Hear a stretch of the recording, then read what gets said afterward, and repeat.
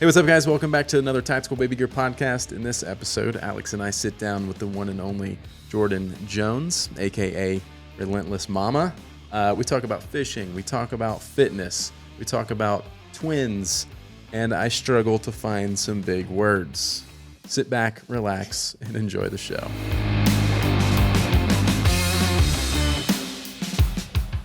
Hi, Jordan. Hi. How's it going? Good. How are you? I'm awesome. Thanks for coming on the show. Yeah. I'm super excited to have you here. Jordan just whooped our butt. We did a little fitness workout video to give you guys some tips on your dad bod situation. So that was super fun, and I feel like I'm gonna die. So thank you for that. You're welcome anytime. Jordan, let's take a few minutes. Let's kind of go. I want to go backstory. I want to know more about Jordan. Like, where are you from? I want to know about Jordan as a kid. You got brothers, sisters. Like, who are you? Thing. Let's start from the beginning. So I'm from Utah, and I'm the youngest. I have two older brothers and two older sisters. So I'm the baby, maybe the spoiled one growing up, right? Uh-huh. Yeah. So here, local, always been in Utah. I'd love to move, but with three boys, I'm going to be here for a little bit. And what are their ages? So Bentley's my oldest, and he's 9. And then I have the twins that are 8 months old, and it's Sage and Madden. So. And are they identical twins? Yeah, they're identical. So just like my boys. Yeah. Awesome. So fraternal twins actually run in my family. So my sister has twins too. Oh my gosh. Yeah, but identicals aren't. So if I'm not mistaken, I think it follows like the female's father's side. I think so, yeah, because all of the twins in our family are all on my dad's side. So I'm pretty sure that's how that works. That's the only way I'd know. Yeah. He knew too. Like, he predicted it. He's like, yeah, we're in line for twins. I'm totally gonna have twins. And Before she was pregnant? Yeah. Oh yeah. So what was kind of interesting in that too, though, is my father-in-law is an identical twin, and like as you know, it's like while twins run in the family, identical are still kind of a freak Rare. of nature, if you would. Yeah. It's just so. He's an identical twin, but if you run up like his mom's side, then there's like lots of fraternal. And so whenever I knew we were pregnant. I say we, obviously she was pregnant. I was like, you know what? Like, my luck, I'm gonna have twins. And it was more of like my luck because at the time it was that scared feeling of just jumping into parenting because you're like, I don't know what I'm gonna do. So my luck, it's gonna be like, let's just compound it, right? So how was it? Because our twins were first. That's what I was going to say. So that's all you knew. You had a singleton, Yeah. and then you had twins. Like, what was that dynamic like? Well, there was such a big gap, so I felt like I was starting over. Right. I didn't know, I couldn't remember because I didn't even know if I was ever going to have any more. So, and I was like dying. I was like, it's either now or never. So I was like, We're making this happen, time. and then you made it really count with 2. Yeah. So, What's crazy is, though, last night we had a little get together here. We had some other people here, and Betsy from Betty's. But like all 3 of them have identical twins, which that's like And boys. To be such a rare thing to happen. Like 3 people here last night with twin identical boys. That's crazy. It's pretty cool. That's so crazy to me. I feel like it's like we're part of a group of people that get it. We're like, oh, you've been through this. Okay. It's always the best. Like when you first like take them out in your public, and it's like you got them in the grocery cart, and it's like, or buggy if you're from the South, but Buggy, is that what you call it? Not me. Deep South. You got the shopping buggy. So you're like, oh, are they twins? You're like, no, I just have 2 small people in my cart that look exactly the same. I always want to tell people, no, they're triplets. I just left the ugly one at home. Exactly. You gotta mess with them. It's like there's 2 of them. It's just funny the way that people in the beginning, like, I don't almost hear it anymore now. Like, now they've gotten a little bit older. Like, oh, they're so cute because you got like kids just lined up. But in the beginning, it was always those funny moments in public where people almost don't know what to say to you, so they just say something kind of Really stupid. kind of dumb, and you're like, all right, yep. No, I just left the other one in the car, Uh-huh. So, anyways, did you have any of those weird experiences? I think the females get it a lot more because when I was out, I was like, oh, how cute a dad. I'm like, yeah, I'm a father and I take care of my kids. I go out in public. Right. My wife isn't the only one that knows how to go to a grocery store, you know? So I feel like I almost got it easier because they're like, oh, I'm so proud of you for actually being a dad. It's like, well, that's kind of my job. But for a female, I feel like people encroach a little bit more into like the personal space of twins and then go on like a teens. And do you have any like those kind of stories? I just feel like everybody has, they see twins. They're like, oh, my cousin has a twin, or you know what I mean, like or has twins or whatever. I think my boss's brother's uncle was a twin. You're like that. That's great. So everybody has a story for it. I feel like, but I love it. I've noticed like older people are like super genuine, will come over and like have really heartfelt conversations and very respectful and just oh, cute boys, whatever. And then I don't know what it is with younger generations. Always like, I'm so sorry. And I'm like, what? Like, why are you saying that? For what? Like, I'm so sorry. It'll get better. And I'm like, I love it. Like, I love two for one. Oh, yeah. I wanted 2 more, and I was like, but I'm only getting pregnant 1 more time. So it worked out for me. Also, it's like, we got 3 kids, and she only had 2 pregnancies. I was like, oh, it worked out great. Yeah. All right. Well, I know you're into all kinds of things. You're into fishing. Fitness is a big thing for you. Where do we start? Let's start with fitness. Okay. So you're a coach. Mm-hmm. You do some consulting for people and training, and you have an online program that I would say I guess call it an online program. Yeah, online coaching. Yeah, online coaching. When did that journey start for you? You always been into fitness? Is this something that, or is this like a moment where you're like, you know what, I'm into this now? Yeah. No, I actually did bodybuilding competitions. Really? Yeah. Only 2. So it wasn't like any professional. But still, like to get to a competitive level like that. Yeah, you're dedicated. Super in it, yeah. Yeah, so that's kind of what I did. I actually went through a divorce with my older son's dad, and he did a bodybuilding competition. And I just kind of watched him transform as an individual through it, and it was really cool. And I'm like, okay, I want to try this. And so I tried it, and just putting your body through that physical type of, you're working out demanding. Like crazy, and your nutrition is ridiculous. It's insane. Yeah, and so I just did that, and after I did it, I obsessed with it. Yeah, you see results, and you're like, "Oh, I like this." Okay. Yeah. I know I've got some very close friends that do a lot of competing like that, and it's just crazy the level of, I don't know what commitment. Commitment. Thank you. Using my big words here. The level of commitment you have to compete. In any kind of bodybuilding or bikini or this or that, like whatever. It's crazy how strict and regimented they are. But they're like at the top of their game. They win, and it's insane. Yeah.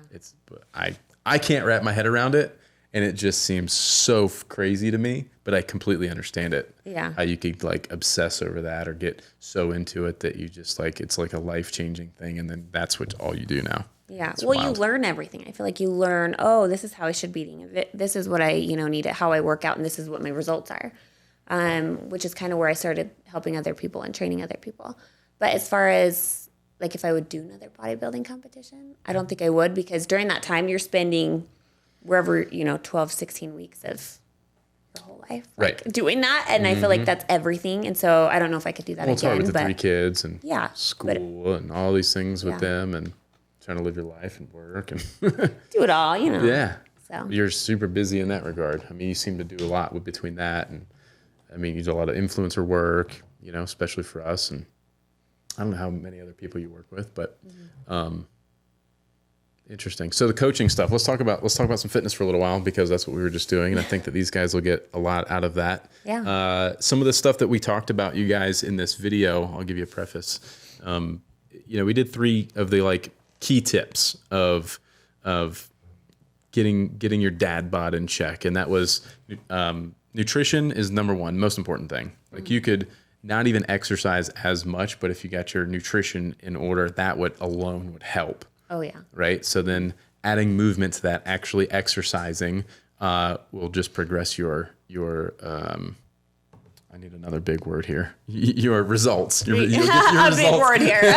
You'll get your results faster by exercising, by helping burn fat and build muscle and things like that. But then she had a really good point about getting blood work done, because there's a lot of things in your chemical levels of your body, like testosterone, that if those things are off, you'll have less energy. Your body will have a harder time burning fat and things like that. So that was interesting to hear. But I don't know. Have you had any like particular experiences you can share from like obviously not naming a client, but like something you've seen firsthand? Just cool transformations in that sense. Sure. Let's see.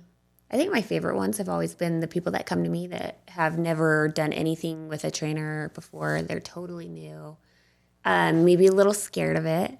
And it's just fun for me to teach someone the basics and to watch them.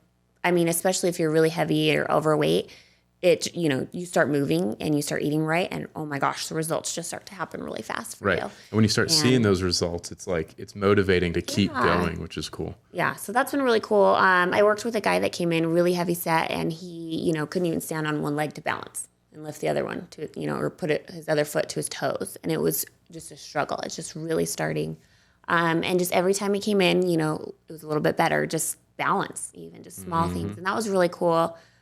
He eventually got to the point where he was lifting weights and, just really rocking it. So cool. Yeah. Those awesome. are my favorite ones. I mean, there's always the people that come in and then they shred out and, but they usually know what they're doing. They just need someone to push them a little harder. Well, that's what a lot of it is, especially for me. Like if I had it in me to actually go to the gym on my own, I could probably be just fine. But I have got to have my trainer to physically pull me in there and tell me what to do and then tell me I'm done and then I can go home, or I just won't do it. You need an accountability buddy. Accountability, man. What are some of I want to go into a few other things on that, but what are some of the biggest questions that you get asked in the fitness world? Somebody comes to you and they're like, what's, I guess, some of the bigger struggles that people have, or maybe it's a common goal of I just want to get rid of some fat, or I want to build more muscle. Is there a common theme there of initial? I think the biggest thing is people always say, I don't have time to work out. So tell me what I can do. And I know that sounds kind of, I don't know if does that make sense? Yeah, totally. You know what I mean? That was me. Yeah, you're busy well, you have to make the time, or I would always find something else to do. I'm like, well, I can't go to the gym. I've got something else to do. I could push that off. I could, you know what I mean? So everyone has to make a sacrifice here and there and be more efficient with their time to make that time and still not, push off doing completely other things. But it totally makes sense. So it's people want results without putting in the work, right? Yeah. They're I don't have time, but tell me what I can do that's going to be easy. That's my magic bullet. There is no easy button. You know what I mean? For anything in life, there's really no easy button for it. You just got to put in the work. You got to show up. You got to keep doing it. You got to get punched in the mouth. You got to do it, right? Yeah. That, and people just, like you said, accountability. Someone, people know what to do. They're just I just need someone that I can check in with every week, or come into and see, and they just push me harder. I mean, even me, I need someone. Sometimes I'll reach out to other trainers and be like, hey, you want to come work out with me? You train me this time, or I'll train you this time. Yeah, right. And just push each other. So get that extra rep in, work out a little bit harder. It's good to have someone. That's where you get the gains. Yeah. Yeah, even if it's a lot of the smartwatches, and there's apps, with you have buddies, so it's sharing that info with other people. I've noticed that since I've gotten my watch recently, and it's do you want to connect this to Facebook or this app, and it even that Apple Health thing, I think you can pair it with your friends to see what they're doing in fitness, so you can compete, and there's they gamify it to give you. So it's if I worked out today, did you work out, and it's almost that's how it keeps you accountable. Well, no, I don't know for sure, but I've seen kind of tidbits about this, but it's it gamifies it, and it's almost a competition between you and your friends of who can do the most, or who's staying on track better, or whatever. That'd be fun. I'd like that. I don't like to lose. Cool. Yeah, I know. I got this. I worked out 7 times today. But I don't want to get into all that. I don't really. The funny thing for me around fitness was I didn't feel bad. I didn't feel like I wasn't capable of doing anything. I didn't feel fat. And so I didn't really care about it. And everyone else around me was like, bro, when are you going to get in the gym? And Alex was like, hey, fatty, you going to eat more of that? Well, that's just because you don't eat any vegetables. I know. I just get on you for that. He was just picking on me. And then I'm surrounded by amazing people, and I've worked with some incredible trainers, and I got friends that own gyms and all this stuff. And they were all like, dude, come work out. When are you going to come work out again? And there was a period of time where I broke my leg, and that was my excuse. I'm like, I can't, broke my leg. And then I was like, well, I'm recovering, and I got to get through physical therapy first and get good. And then it was a mental game. I had to mentally prepare myself to get into the gym. And then once I was committed mentally, then I was like, all right, now I need to get a trainer that I actually go to the gym for. Because if he's not there tapping his freaking wrist waiting for me, I'm just not going to show up. So a lot of it's so mental. Yeah. Which I think is very interesting. But but to that point, like I just didn't feel that I needed it, you know, and I had to like, I don't know. I just had to get there mentally. I couldn't do it because everyone else wanted me to do it. I had to do it for me. And then I was committed. And now Alex, I've been good. Wouldn't you say? That every Still day. haven't had any lettuce, but we'll get you there. Baby steps. Exactly. Do you find that with a lot of people where maybe it's that, or maybe even opposite, where like they know they need to do it, but they just won't or don't want to? And yeah, I think the biggest thing is people stand in their own way, you know? Right. I don't care. You know, I have friends in wheelchairs that make it to the gym. There was a guy, and he's my favorite person in my gym, and he was always there, and he was going through chemo, and you knew he just felt like shit, like every single day, right? And he was still there, and he was like busting ass more than half the people in the gym, and he would always come in with a smile on his face, and he's like, I'm just happy to be here. Yeah. Like, you know, that's got like the mindset you got to have, like, oh, I'm grateful I get to move today. Yep. So I think so many people, do you think a lot of people just take being able to move for granted? I think so. 100%. So I don't know if you guys know that, like, I was diagnosed like with a super rare disease. So right after I had the babies, I got diagnosed with this disease that at any point, like, I can lose my eyesight or be paralyzed. And for like days, I sat there at night rocking my babies, like bawling. And I was like, okay, what if I can't see them? Or what if I can't move? And immediately, like, every time I got to the gym, I was like, oh, it's a good day. Like, I'm here. Things are good. And that may never happen. You know what I mean?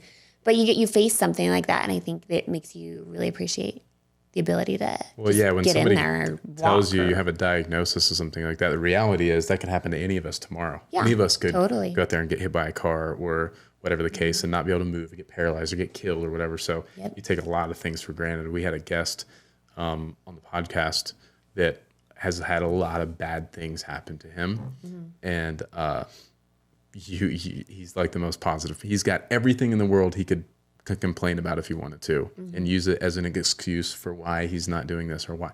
But this dude is out doing all of it. That's so skydiving, climbing, ice climbing, marathons, ultra marathons. I mean, you name it, this dude's doing it, and he's deaf and blind. No. Yeah. Did you already put this one out? I'm like, I haven't seen this. I want to see it. Yeah. Yeah. He got blown up by an IED. Like, he was a bomb tech and got blown up. That's insane. Yeah. That episode's coming out soon. I'm going to want to see that one. Wait for that one. It's crazy. And he's the coolest dude in the world. The coolest guy.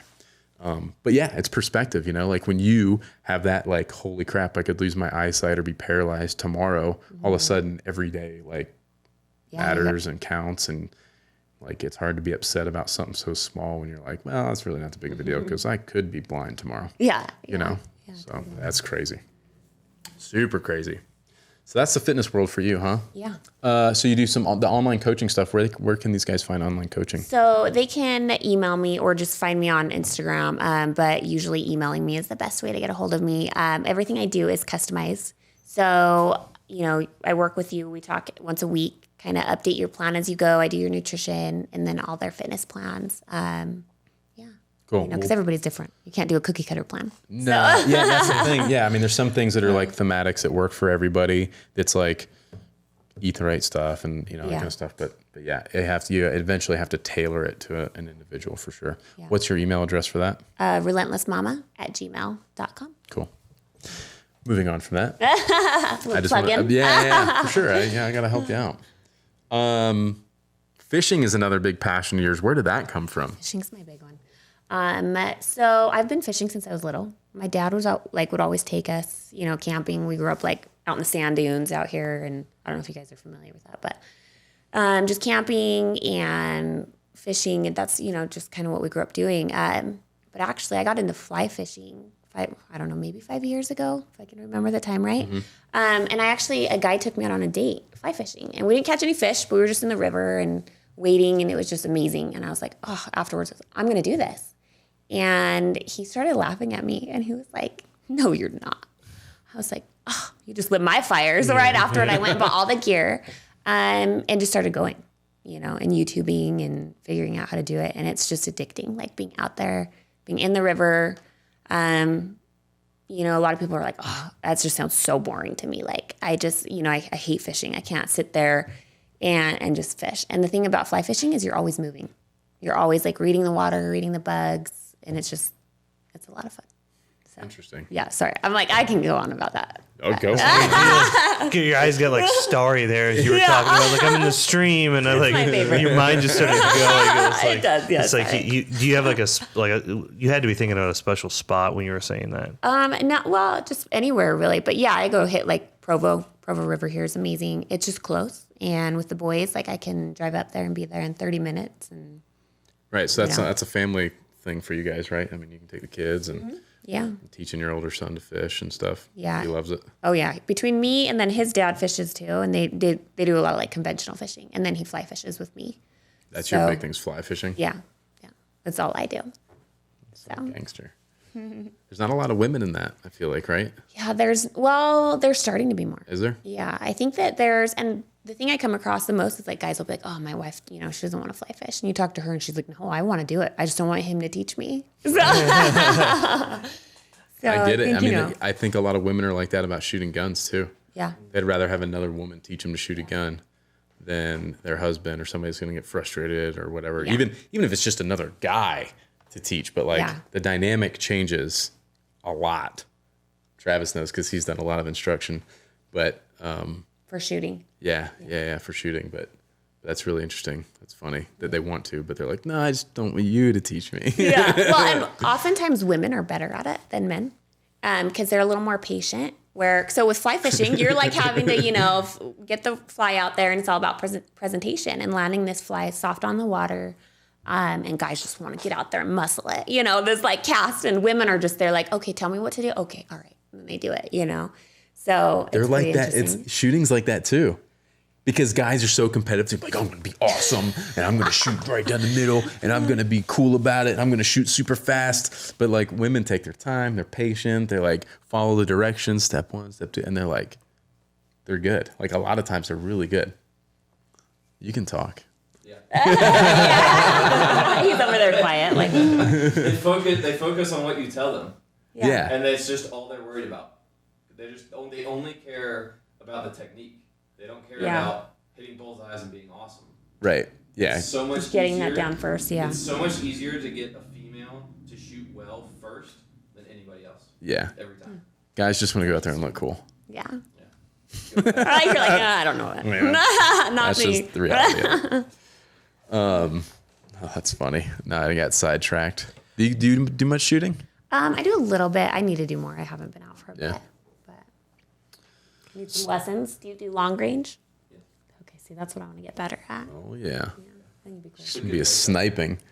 She's got these little kids. Her son's getting a little older. Some girl might try to take advantage of him.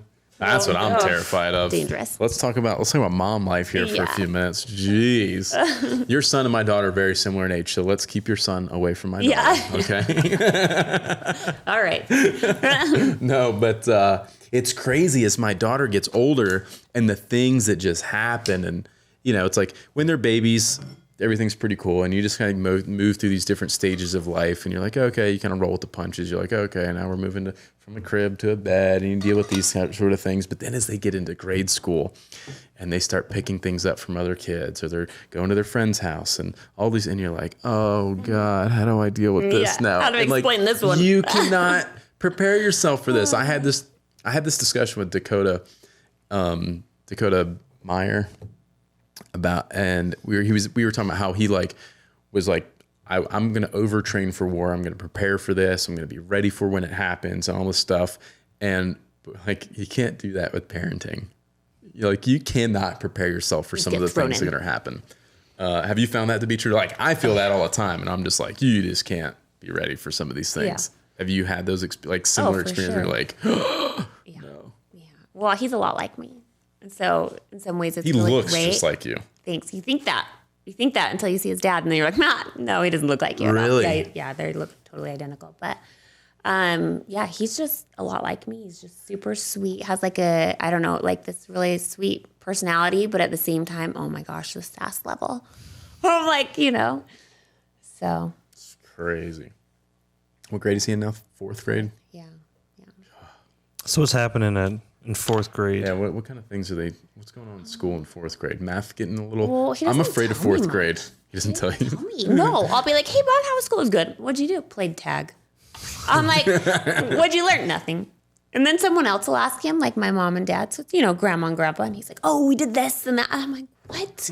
Yeah. What am I? Chopped liver, you know? Yeah. Those are the kind of answers I get. I'll get from Kendall, my youngest one, the 5-year-old. And school's very exciting. She's kindergarten this year, so it's like new for her still. So I'm like, how's school? What'd you guys do? She's like, I don't know. I'm like, you don't know what you did today. She's like, we played on the playground. I'm like, did you eat lunch? So I'm like, okay, so we've established you've eaten lunch. You played on the playground. Mm-hmm. What else did you do? We went to Centers. I'm like, did you learn any new letters today? I don't know. I'm like, oh my God. But apparently she's a math wizard. They're very excited about her math skills. And then they were like, her reading's a little below average, but that's to be expected because they're like just now learning to like read like 2-letter words like at, and on. And so, like reading is so there's to be expected like in the first semester, what do you call that? The first half of the year of kindergarten, like it's not like they're going to be reading a lot. You know what I mean? It's like they know their letters and they can sound them out and things like that. But like getting them to read a book on their own is not going to happen. So they're like, oh, her reading could use some improvement. Like everybody in kindergarten's reading could use some improvement. My reading could use some improvement. Yeah, she's just learning. I'm on like a 3rd grade reading level. I'm terrified for 4th grade with Cameron because she's already like, yeah, we're doing division in math. And I'm like, what happens in 4th grade? I don't think I can help you with the homework anymore. I'm like, I don't know. Can I use can Siri help me? Yeah. Yeah. Oh, man, I'm the worst. Thankfully, Brandy's smart because I'm screwed. I'm like, you're going to have to help with homework tonight. Yeah. I don't know what I'm doing. I'm Googling this one. And now all this crazy different math problems are the type of the core math. Have you seen this crazy stuff? Core math. What do you mean? It's like the way that they're solving math problems now is not the same way that you and I learned how to solve math problems. Yes. And it's like ridiculously complex and way overcomplicated. It takes 5 times as long. Yeah. I don't get it. Have you seen this? No. How old are your twins again? 3.5. Oh, yeah. They're not in school yet. Mm-mm. Okay. Yeah. No.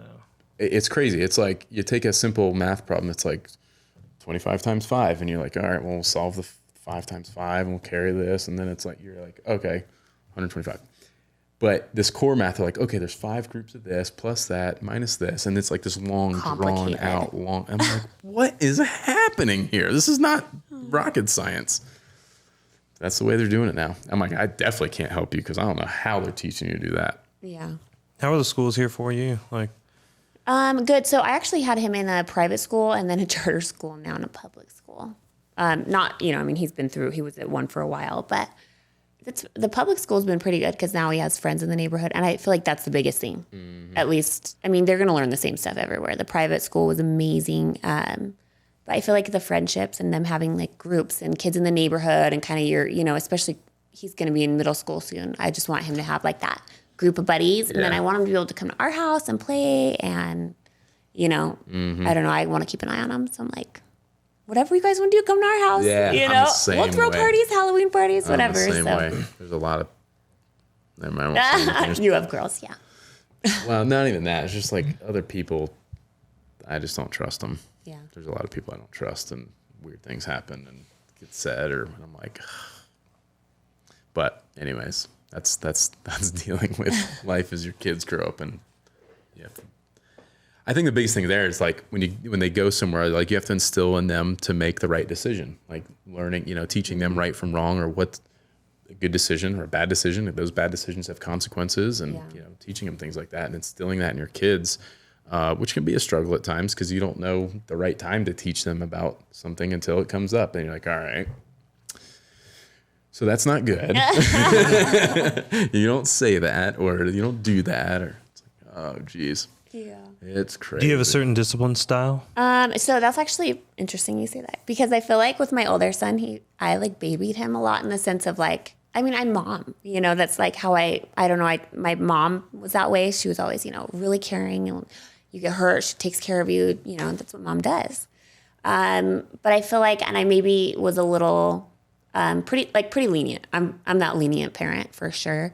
But as he gets older, my older son, I see how in some ways, I want to raise him to be a specific type of man that is really responsible and can do all the things that I would look for in someone. Mm-hmm. And I think that you know, with my twins, I may be a little bit harder on them probably because, you know, I just see, you know, my older son, he has like a heart of gold.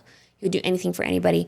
Sometimes that's my fear though, is that people will walk, you know. Take advantage of it. Yeah. And you know, and you don't want to, it's just like this fine balance of kids at the playground hit you. Do you hit them back? You know, what do you teach your kid? And I feel like it's just, it depends on There's a lot of variables. So many variables. So parenting's always different. So I don't know. I'm always changing, I think.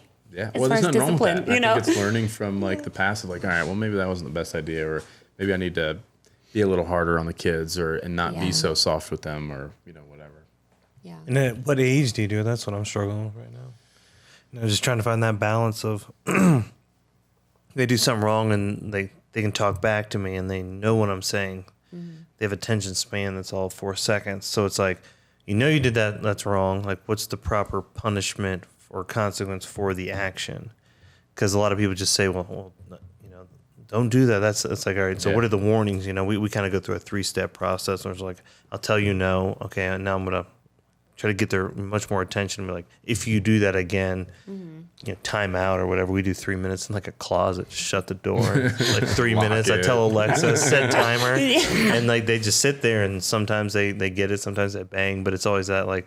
But then like if it's like they just like occasionally would like bite each other, and I just have no tolerance for that. So then it's like, all right, is this one of those times where it's like, do I actually need to spank this kid? Do I need to put him in timeout? Like, what's going to get through to this kid? Because every kid's a little bit different. They're all different. Yeah, and there's and the same thing. It's like at what age? Like there's no right answer for it, right? And there's different ways to deal with it too. Like a lot of times, I think you just need to get their attention for them to understand. So my kids, I spanked them pretty hard a couple times to where like now all I have to do is threaten to spank them, and they're like, "Yep, I'm cool, I'm good, I'm not doing that anymore," you know. But it's like that couple of times it got through to them. So now I'm like, "Do I need to spank you for that?" And then that gets their attention. But then there's times where that doesn't get their attention, and it's not an appropriate place to spank them, or we're at a restaurant, or we're walking through Target, and I'm not going to spank my kids in the middle of the store. So like I'll smack them on the hand, or I'll bopping them on the head. I'll like a pop on top of the head will like wake them up, get their attention. Like, what the heck just happened? Yeah, it's not like you're trying to inflict pain. It's No, you, it's again, like getting you their got to get their attention. And then they're like, then the focus is on you. You're like, stop that. Don't do And that. I'm like, don't do that, you know? And they're like, oh, got it. It's like that distraction for a second to get their attention. Yeah, I'm still waiting for that time where we have the like shopping cart full of groceries, and it's like, if you do that again, throws a we're tantrum. leaving now. And it's like they do it again. You're like, You have to do it. You have to do it. You all gotta right, stick to it. I have to go to the car now. I just follow wasted through. 2 hours in a store with these kids, Screaming. and I'm gonna have to come back here tonight. Yeah. Well, you that gotta- I feel like there's positive reinforcement too. Like I feel like some kids do better with, okay, hey, if you don't have any tantrums for like a whole day or a week or something, you get a sticker on the chart. Right. And then at the end of the week, okay, I'll take you to the dollar store. You know what I mean? Like Yeah, something like we've done that. simple, and they love it. And I they're had totally to do that to get motivated. my oldest daughter to sleep in her own bed. Like we went through this terrible phase where like, forget about it. Was not, and it was like, come on. Like I just want a night of sleep, you know? So like, if you sleep in your bed tonight, I will buy you a toy tomorrow. You know? But that became a problem because then it was like, well, I'll do this if I can get a toy. I'm like, what? Like, no. Backfired. I just need Yeah, you know what I mean? So it was like, I had to do that. But then it finally got her to sleep in her own bed where she realized she wasn't going to have a panic attack, and there was no scary monster in the house, and the rain outside was just rain, and it wasn't somebody tapping on the window, or just whatever the case was. Like, sleep in your bed. I will buy you a toy. And like, I just need to sleep. I'm tired. This is going to cost me a toy. I'm okay with that. But then that instills like this stupid behavior in them to where they think that, well, I did something right. I got to get a toy now, right? I'm like, no, that's not how this works. You know, but like it's that balance of trying to figure it out, and then they try to manipulate it and take advantage of you, and it's annoying. Oh my gosh, that is the thing. My 9-year-old is so good. Bentley is so good at negotiating. And it's like he will be a killer negotiator as he's older. Like I'm like, you should be a salesman, like for sure. And I'm like, I don't even realize it until someone pointed it out once how much he negotiates with me, like for cookies. Okay, like cookies after dinner. He's like, so if I do this, can I have this many? I'm like, sure. He's like, okay, can I have one more? Because these were really small cookies. You know what I mean? Like little things that I'm just like, sure. And then I'm like, oh, he just worked Got me. It's so funny. Yeah, you're on your path to that land. They've started it a little bit, but So we used that reinforcement when it was potty training. You know, Right. it was like, first if you go pee on the little potty, big potty, doesn't matter. You get, some like, M&Ms is what prize. we were using, Yeah. right? And then now as I should move to number 2, so we started segueing out of like, well, if you go pee or whatever, I was like, sorry, like that's just what you do now. Yeah, this is But just now the expected. struggle is, number 2. So we've been giving them like, bigger, like here's a Reese's Pieces, like a big ass, like cup of, Reese's cup, right. Candy. To do it. And then it, the prize got smaller, right. You did it once, you got a big prize. And now like, a few weeks later, I was like, here's an M&M again, like kind of segueing out, but they'll try to do things like, all right, well, if I, well, I went caca in our house. And it's like, if I go caca, can I get it? I'm like, you just told me you need to go. So like, you just need to go. Like, I'm not going to reinforce it every time. So they're starting to pick up on that dynamic, but, but thankfully I get strength from my wife on that. She goes into teacher mode and it's like, Is she a teacher? she was, yeah. So she taught at a university Spanish, so she only speaks Spanish to my kids as well. And her just consistent level of, if the kids talk to her in English, she's like, talk to me, but she'll say it in Spanish, talk back to me in Spanish. Just like hardcore, like the consistency. So when she's like, no, we're not doing that, like they learn it. So if they try it on me, it's like, I can't break that cycle. Like she's so consistent that I'm like, I don't want that backfiring on me, where they're like, well, daddy said, so like I'm like, all right, no, you can't have that cookie. Like you just went to the potty. Sorry. You had ice cream earlier in the day. So thanks for going to the bathroom. That's what you should do.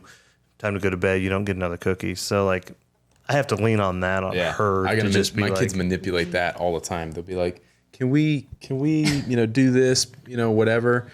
And it used to be like, yeah, that's, whatever, that's fine. No big deal. Yeah.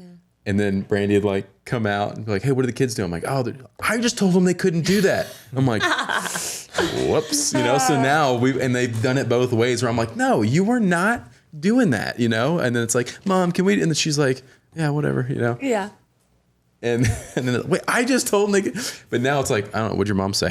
Yeah. It's like you gotta ask. Cover your bases. That's the first question now. it. Like, what did your mom say? It's funny. It's hilarious, really. I think kids are a lot smarter than most people think. You know what I mean? Like it seems like back in the day they had a little more responsibility at a younger age, and as our generations come up, it seems like we're kind of, you can't quite do that. You're only 5. You're like, wait, what were they doing at like 5 back in the day? They were on the farm doing all kinds of stuff. You know what I mean? So like they got the capability. It's just if you kind of work it out. So I think like they know how to manipulate you a lot more than you probably think. Oh, yeah. And they learn that, and you gotta train them for it. You gotta get a step ahead of them. Exactly. That's the name of the game, right? It's like try to be one step ahead. It's hard. It's try, way harder to keyword. do. That's way harder to do. Because you got everything else in life, right? Yeah. You're trying to balance, how we pay, we got to pay a mortgage payment, got to go to work, got to do this. And by the way, I have to be consistent on parenting. Which is super hard because there's times where you're like, if I stay consistent and tell them no again, it means this is going to turn into a full-blown disaster. Yeah, So this is war, and like, am I really ready for this? Or I could just be like, yeah, Fine. whatever. Are there any I'm not gonna lie. When the twins came, I've done that quite a few times. Fine, whatever. Yeah, well, Whatever. I mean, that's life, but you got to get through. You got to survive. Yeah, you got to pick those battles. Well, and talk about surviving. How did you make sure that you knew which twin was which when you brought them home from the hospital and now, because like They just look so different to me. Yeah. Yeah, Really? totally. Like out the gate, just Yeah, they look totally different to me. They don't even look similar. Do other people struggle to tell them apart? Yeah. But you just see it. Yeah. Well, so like my family, my close family, they all can tell the difference. Like I think a few of them think they're fraternal, and they're pretty identical. But like strangers, yeah, they're like, wow, how do you tell them apart? Right. But they look. we had to paint some. We had to paint Did one you of really? those toenail. Oh, they would like. I still don't know who's like who. you'd be like, I finally figured it out. This guy's got a freckle on his left leg. Sure enough, the other one's got the same freckle. That's super identical. Yeah. Yeah, freaky. it's freaky. That's crazy. Like, that crease on his left earlobe. Nope. Now there was Next one does in the early before, one of them had like an Audi belly button. Oh or yeah, something. yeah. That was You're the like, only, oh, No, okay, that this was one. we were like, all right, he's got an Audi, so we're good on that. I mean, now you can tell their personalities, as I'm sure you're starting to notice a little bit. Oh, of yeah. that. nuances. Oh yeah. But yeah, one of Yeah, them- this one's a little punk. One of my little boys, my little guy Sage, is like my wild man. Yeah. He's like, you put him in the water and he's just like, whoa, like splashing water everywhere. And then you put Madden in the water and he's like looking at the toys and the bubbles. And it's just, you know what I mean? They're just like totally different. And I love it. How is bath time? How is it? Yeah, like Disaster. a disaster. They Well, they're just barely starting to sit up. So we just did their first tub together, like sitting up. Other than that, I've been having to do them like individual, Sync and right? now, did you keep them in like the same like crib? No. Oh yeah. No. So we kept them in the same crib when like for the first like I want to say like month or two.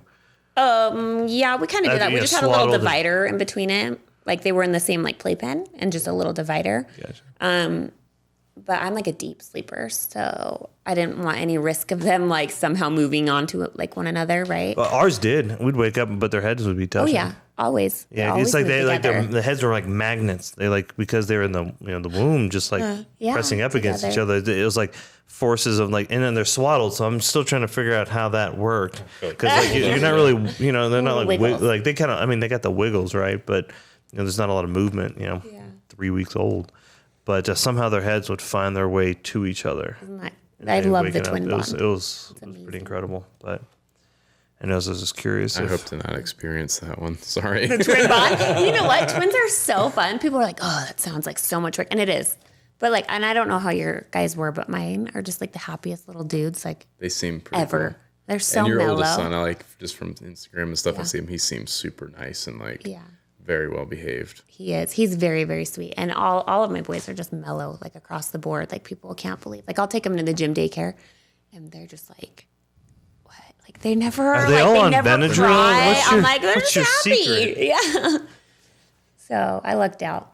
I don't know. I guess if you had like Well- colicky babies, that would be really freaking hard. I can't Yeah. imagine. Were they good You know. sleepers? Yeah, they sleep through the night. Like we How put was them your in their sleep own training? room. Did like, you have any issues trying to get them sleep no, trained? No, they've been like a breeze so far. Lucky you. Yeah. Good. So I don't want to like say it too many times though. I'm like, I feel like it's Knock gonna come on back. wood. Teenage years, that's where it's gonna come back for me. Yeah. So. Well, speaking of, I mean, so your son being 9, what kind of stuff is he into? He you like- loves video games, which like in the fly fishing world, everybody that like fly fishes is like anti screens, like no, like get him outside. And I'm totally on board with that. But, at some point, that's just what kids are into these days. Yeah, it you is. know? It is. And there's like, it's really funny because, our parents were all the same way, right? Like, oh, video games they're going to go blind and it's bad for them and don't let them play video games. But now, like, people make a living doing that. Like, there's a professional sport is e-games. Like, people make a unreal. crap ton of money. Yeah. And have huge careers now in video games. Totally. So the world is going in that way and it's only going to progress. So if that's something he's really good at and passionate about, is it worth supporting that versus trying to fight it? Because if you force him to do something he's not really into, Yeah. where does that go? You know what I mean? Well, and I feel like So it's it's all a- about balance too, right? Like, so I don't mind him playing video games and things, but I also am like, okay, this is your amount of, time on with screens. I do notice he's totally different. The more Xbox he plays, Fortnite, whatever, there's a little more attitude shift there. So I try to limit it, 30 minutes a day or whatever, and then go outside and play. So you don't completely ban it, but here's your limit on Yeah, it. yeah. And I did do like a month ban at one point, and it was beautiful. It was like the best month ever. Yeah. Sometimes you got to do know. those hard resets. And like, you know what? This has gotten out of control. Reset. Yeah. Cut it off. Yeah. We had to do that with the iPads. Did you? Oh, yeah. See, but then I get scared if you like take it away permanently. Like I remember as a kid, there was things we weren't allowed to do, and then the second you had access, you just like Going crazy. Yeah, you didn't know how to like limit it. So I don't know. Yeah. But yeah. Well, at least you're not running around like a crazy like soccer mom to soccer fields and soccer games and baseball practice and like if he's mean, like Well, he's Does he- in does he's he in do that kind of competitive stuff? basketball. Oh, is he? Oh yeah. Oh, cool. Yeah. So he's That's in- like he likes it, he loves it. He loves fishing too. He's fished so much that he's at the point where if we're not catching big fish, he's not interested. no.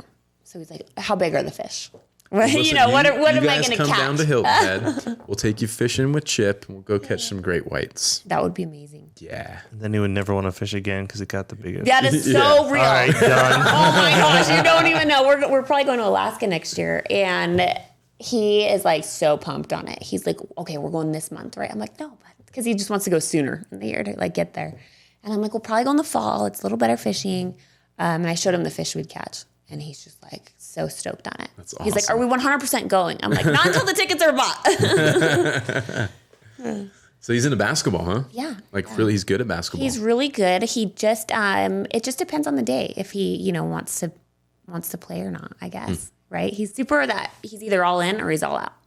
It's kind of his personality, and he's super similar to me in that way. I'm either all in and I'm interested or don't count on it, But he's really good. So when he wants to play, he can really kick it into gear. Turn it on. Oh yeah. Go full LeBron on him. Yeah, he's super athletic. He's way athletic. He's like has all these friends at school, and the one thing I love about him is he's always like, oh, just have a few friends or whatever. You go and you see him with all his buddies, and like they just like adore him, and it makes me feel good that he's like humble about it. If that makes sense, you know what I mean? He's just There's certain sweet all traits around. like just being a mom that you're just hoping is so instilled in your kids Yeah. as they get older. What would be some of those things for you? that I want them to have. Honesty is like big. Like I'm really big on that. That's like my number one rule in my house is don't lie to me. If you lie to me, it's game over. And You're about to turn it on right now. My wife it's is a the big same deal. way. The kids go like even a little lie, like I didn't put that pencil there. Oh yeah. yeah. Especially when you got cameras in the house. You're like, I will can go pull back. this up right now, and they're like, "Oh crap!"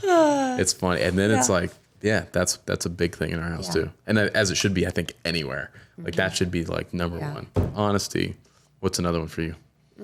I think just probably like helping other people. I know that sounds silly, Kindness. but yeah, just like being kind and thoughtful of others and what you do. And he's really good at that. Like I said, his dad and I are divorced, but he's also a really good example for him in the sense, eventually one day if he's like driving down the side of the road and someone needs help, like I'd like to see if my son stops and helps him, Right. things like that. How's that dynamic been between you and his dad of like keeping consistent with some of the parenting stuff, whether is he allowed to do this at his dad's house and not with you and things like that? We get that been a along struggle, pretty or has it well. been- No, we don't really struggle too much over things. I mean, we definitely have different parenting styles. He's the strict parent, and I've been the more lenient, for sure. But we try to like communicate about most of those things. Like every sporting event, he's remarried and they have, a couple boys together, and so we're all there. We're all at every Everyone event. gets along. Everybody gets along. That makes it and so much better. there's just no use in like fighting. No, I it's think not we good for realized that anybody. right off the bat, and so it's about the boys, and that's it. Cool. So yeah, works out pretty good. Awesome. Yeah. Any final words? What Alex loves to ask is one question. Yes. We ask it to everybody. Yeah, it pertains to being, first time parents. So obviously there's a lot of first time parents that are listening to this podcast. And so I always like to ask, the guest, what's sort of like a takeaway that either you've heard since that you wish you would have heard when you first had kids, or, having had kids and then, having young ones now, like what's kind of a good nugget, a good takeaway for someone listening that you would like to pass along to them? What do I think about that? I think that everybody, you always say, "Oh, I'm going to parent this way," and then every time, it's a little different. Everybody's got a different experience with their children. Every child's different, so you really can't compare yourself to others. No, as I'm thinking this, I have a better one. I have a better one. Yeah. The best advice I ever had was instead of trying to, mom, dad, you guys both have your different parenting styles. And instead of trying to feel, okay, so, I feel like they're being too like strict or they're maybe too lenient. And then you're like, so I'm going to do the opposite to balance that. That's like never the way to do it. I feel like it's always got to be, okay, this is what I want for my, my kid. Mm-hmm. So I need to parent them based off of that versus trying to balance someone else's. Gary said the same Does that thing. make sense? I'm pretty certain Gary V. He was like, "Don't pander to what your husband or wife how they want to do it. Parent the way you want to parent." Yeah, I mean, you still have to work together. Don't get me wrong, but I do think that you have to. That was one of the things he said. Yeah. It's really interesting. I don't think I ever heard that from anyone else. It was always like communicate and be on the same page, and like, not that that's a wrong answer either, but if it's, I don't know, it's just interesting because it's like that's the advice you never hear. Yeah. So that's good. Yeah, I think so too. Cool. Awesome. Okay. Well, thank you. Thanks for coming on the show. Yeah, thanks Where can for having everybody me. find you? Instagram, Relentless Momma. Pretty easy. Yep. And that's the only place? No, I have Snapchat and Facebook and all of those. But if you go to Instagram, it's all there. So You had a makes YouTube sense. channel. I'm going to force you into making new videos right now. I Watch do this. this. Make sure you go subscribe to the YouTube channel because she's going Yes. I to just put have out some edit more them. videos. Yeah. And that's Relentless Mama on YouTube? Yep. Everything is Relentless Momma. Cool. Awesome. Yeah. Guys, thanks for listening. Make sure you subscribe and leave a rating and review if you don't mind. We would really appreciate it. And we'll see you guys in the next episode. Peace.